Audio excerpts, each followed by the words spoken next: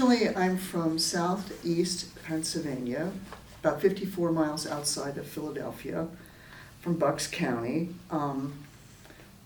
And so I was really influenced by the bucolic landscape of that part of Pennsylvania. I mean, I think one of the things I think about is that the British were sort of overcome by the landscape as much as the soldiers during the Revolutionary War. It's very dense forest and so on. Anyway, so I went to school at Philadelphia College of Art. I took classes, liberal arts classes at Penn, and then I went to the School of the Art Institute of Chicago for my graduate degree. Worked as an artist for many years in Chicago, showed in Chicago, and then came down here to teach at ISU. And then I taught at ISU, I've taught at Wesleyan and Heartland. And now I'm retired from teaching, which I'm delighted about. But I enjoyed my students, I miss the students, but I don't really miss all the prep work for teaching. So, as an artist, what did your work start off as and how has it changed? Boy, that's a difference. My work, actually, I worked for a long time figuratively. So my work was really based on observation and working from observation. And the work, I started becoming, I just was done saying what I had to say in that way. My work was really about narrative figuration, figures in environments, and I just got done. I just was done. So by the time I came down here, the figures were becoming still a part of it, but the backgrounds and things were becoming more and more abstract, basically.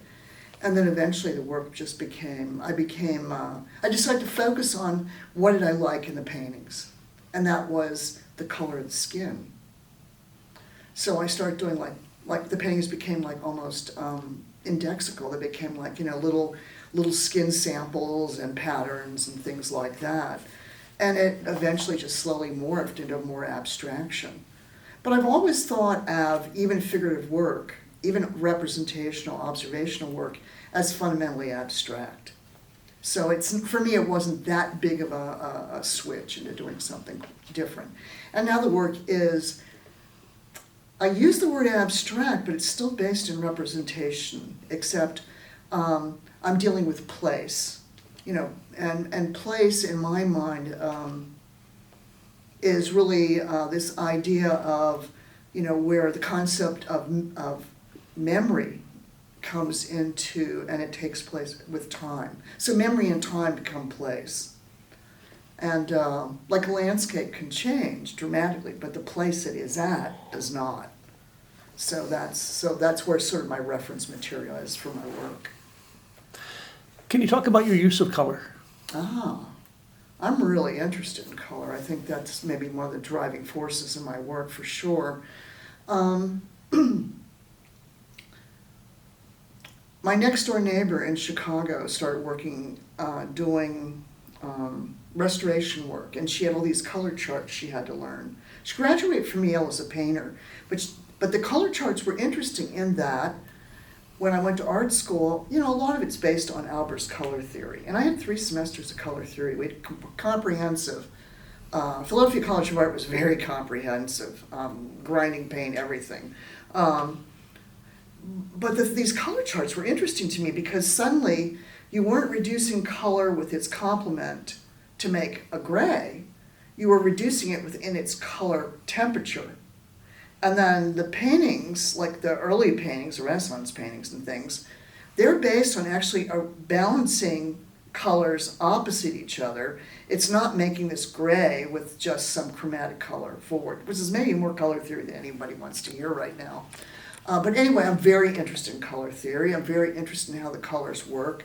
I think a lot about color temperature. I think a lot about balancing within the composition. So I'm really interested, and I think that actually comes from me. I was raised Catholic. I went to parochial school.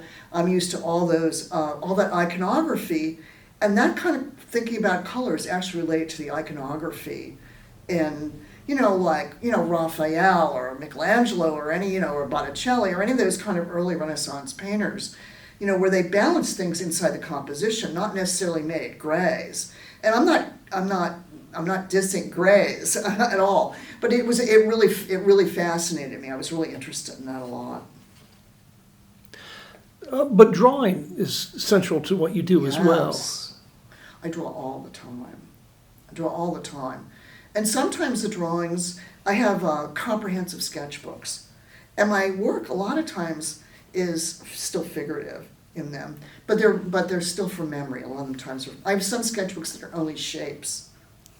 I have other sketchbooks that are like, sort of almost like cartoon characters in a sense. It's anything comes off the top of my mind. So I'm always drawing because I think that it's important to keep the imagination really fertile and active so that when you do go into the studio, you have something to draw from. You're not empty inside in a way, in terms of your visual vocabulary. Nice. So, what would you like the viewers to experience when they see your work? I would hope that they would just draw their own conclusions. I want them to, I don't want to prescribe that they should walk away from. And I think maybe that is why maybe I walked a little bit further away from observational work to begin with. I really wanted a different interaction with the viewer in that way. And I'm interested in cross currents in art. So for example, and this might be helpful for the viewer in terms of interpreting the work, a thread in fiber reminds me of a plowed field. So when I look at something, I'm always looking at other, when I'm looking at a place, I'm always looking at something else. A drive to Peoria, I might spend all my time looking at how all the farmers end their, when they come to the end of a row, and how wide they sweep, or how narrow they sweep, or what they do, what happens when they hit a gully. And I'm interested in those kind of marks, but I'll interpret them totally differently. I don't want to interpret them so literally. And I'm hoping that when people look at them, it'll be like, gee, that kind of reminds me of shadows that my arbor throws in late afternoon. Or this little part maybe reminds me of a gravel walkway in some garden I visited somewhere. I mean, I'm much more interested in people experiencing the work in that way. Nice. So you began our conversation talking about the terrain of Pennsylvania. Mm-hmm. How does the terrain of central Illinois, with its glacial flatness? It was shocking to me. Illinois just almost flipped me out. I just was like, well, first of all, you have to realize I went from Pennsylvania to Chicago, and that wasn't too bad because my family, we always had a second house at the Jersey Shore. So, I was used to, being near water and being flatter near water. And, and Michigan, by the way, has a very similar topography to New Jersey. The sandy soil, even though the lake is different than the ocean, but the flatness of Illinois just, I also couldn't figure out what the farmers were doing, because in Pennsylvania, all the hedgerows are another crop. Currants, hazelnuts, do you know what I mean? So here there wasn't much of that. It was like, and I really would think about it, like this space, how did it make me feel? How was it different? What could I get out of it in some way? And those are the things that interested me about it. Suddenly it became like this giant silence, which was, I think I really liked a lot. Well, let's talk about that silence and the idea of space and how we exist in space and we build metaphor through space. Mm-hmm. So your work allows, I always feel your work allows the viewer to be contemplative as they explore the interactions in the space and the color dynamics. Yeah, I would agree. I also had extensive music training. So when I was studying at Philadelphia College of Art, I was also studying performance piano at the Philadelphia Musical Academy across the street. And so a lot of my work, not that it's musical, but I am interested in the fact that music has an emotional response with the person who's listening. And I really like the idea. So when I'm looking at the work and I am thinking about what are the dynamics of this piece, what is the meter, what is the tempo, what is the sort of the emotional pitch. You know, I don't think about melody so much. I don't think about words. In fact, in my own studio, I'll listen to maybe opera, but it has to be in another language. Or I listen to a lot of African music. I don't want to hear words. I really want to just experience, you know, how the uniqueness of the sounds and how they work together. And so, yeah, I do think about silence, because, you know, there is no music without silence. Between the beats, you know, it's that silence that makes the rhythmic component. So, you know, I do think about those things a lot when I'm working. Do you have favorite composers? Probably I'd have to say Chopin, because I love playing it and it's so difficult and beautiful. I mean, I'm always sort of like amazed at how beautiful it is and how mournful. You know, he was dying his whole life, basically. You know, and he knew it. And you know, I really thank George Sand for taking care of him, or we wouldn't have most of that music. You know, I've read that Chopin never played a piece of his the same way twice. I believe it. Yeah. I don't see how you can play it the same way twice. A lot of times if I'm working on a new piece, I'll look at all the different pianists who are playing that piece and see how they're playing it. And I do the same thing with some Bach work too, because not everybody, you know, yeah, it's prescribed, but it's not prescribed in stone. And so you'll listen to one piece and they'll be playing it like faster and a little bit zippier. Somebody else will be playing it slower.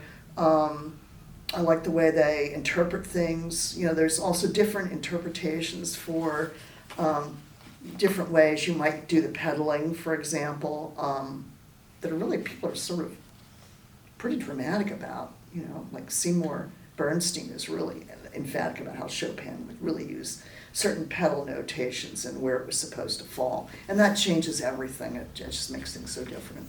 Yeah. So, you're married to an artist. Yes. What's the dialogue that occurs between two working artists? I think the important thing, now this is like somebody, like giving tips to young people that might be starting out, don't get competitive. You know, the relationship you have with your career has nothing to do with any other artist in the world. You know, and I think, and I would say even like going off, you know, you're leaving home, you're going off to Chicago or Paris or New York or San Francisco or LA or whatever, you know, don't think about competing with other people in that way. Yeah, maybe you can use their careers as inspiration, but don't get into, you know, oh, you know, he got this or she got that. It's not about that. It's about how you work with the world in some way. But we do get a lot of feedback. We try to like keep it like, you know, you're always going to ask them what they think of something, you know, and he's a very different artist than me in some ways. So, you know, it's you know, like I'll have him to my studio, but also I have a friend of mine who's a non-artist to my studio, because I'm really interested in how they're getting the emotional pitch of something, you know. I'll say, okay, look at it this way. What do you think? Okay, now I'm going to turn it this way. Now, does that feel fuller or emptier? Does that, you know, so, you know, I can ask him those questions, and I really have faith that I'm getting a good answer. You know, I'm not being sort of like patronized or anything like that. You know, and we both have a broad level of interests too. Makes it interesting. It does. It does. It's often helpful for me to have people, to get the response from people that aren't trained. Oh, yeah. It's very interesting. I know when I was showing the figurative work, I remember I was doing these narrative paintings, and they would come up to me and say things like, now, why is that red there? Or why is that figure doing this or that? And I'd be like, oh. And a lot of times it would be like some deficit actually in mine that I hadn't considered. But it was so interesting. I'd be like, oh, that's a fascinating way to look at it. Yeah, nice. Well, you've heard my comments to your work on Facebook. It's like, stop now. Yeah. I love Fairfield Porter. Mm-hmm. I love Milton Avery. So, I mean, a lot of times like you have, like you'll be like hitting some like note for me, Yeah. and I'll be like, oh my God, please don't touch it. But I understand that for you, you have a different idea about completion than I do, so. Yeah, as much, I mean, I love Avery and Porter, but, They're not who you're looking at. well, You're thinking about. I look at them a hell of a lot. Oh, do you? I That do. surprises Oh, me. yeah. But there's a lot of artists that look at them, and the marketplace is crowded with people that do it badly. Oh, yeah. Yeah, and Yeah. and I find that the people that know when it works and know when it doesn't work are few and far between. Oh, interesting. So if I stop where I've completed that set of problems, Uh-huh. me and 7 other people will know it. Oh, right. Okay. Yeah. Yeah. And so I take it further, because otherwise I will have hollowed out my marketplace. Yeah, I understand what you're saying, and I understand that I understand about the marketplace because Yeah. a lot of, especially people who don't really, I don't know, I won't say it, they have a different requirement for landscape. Yeah. And I mean, I like Avery and Porter because I'm interested in their abstraction and color Oh, yeah. and the kind of shapes they're making and the relationship to them and how that speaks to me. And sometimes you hit it so great at the beginning. Oh my God, I'll be like looking at something going, oh, that's so beautiful. Oh, yeah. And I love that stuff too. I mean, Yeah, but you are right, though. You do have a different audience, and they do want something different from you. And also, maybe you might also feel the need to do that. You know, to tell the story a little more. mm-hmm. You know. Yeah, but the bones for my work start with, I was just looking at a landscape this weekend. We were in Indiana looking at a landscape this weekend, and I thought, man, that's Avery all over it, Oh. and or Lois Dodds, or It's low stones, yeah. yeah, or Hopper with his embracing those notes of abstraction. It's ultimately, I think, as I carve out time in the studio again, I think I'll do a whole series of smaller notations of those okay. kind of color things. Uh-huh. That, Boy, you should have a show of that. yeah. But, when I was with, they pushed me just, Oh.